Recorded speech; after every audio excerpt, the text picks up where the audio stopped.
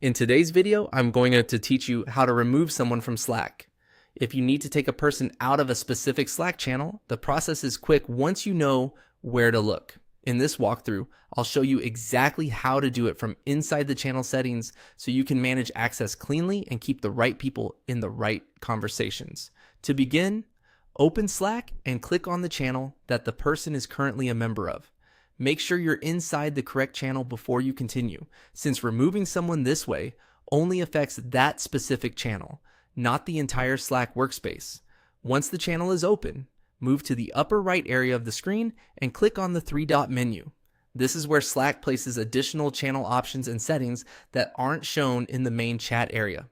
From that menu, click on Channel Details. This opens the panel where you can review more information about the channel, including settings, descriptions, and member-related options. If you don't immediately see the full details panel, go ahead and click on Open Channel Details. This will expand the section so you can access everything you need. After the Channel Details panel is open, click on Members.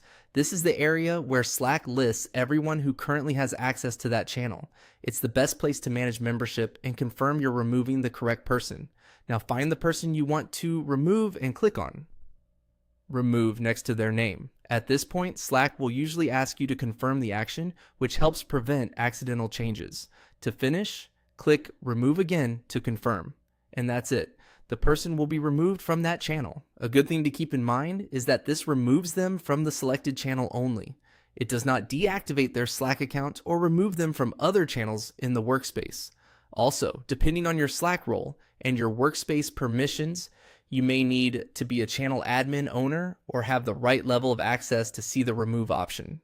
If you're managing a busy workspace, it's always a good idea to double check the channel name and member name before confirming, especially in channels with similar names or large member lists. That's the full process for removing someone from a Slack channel. Follow these steps whenever you need to update channel access and keep your workspace organized.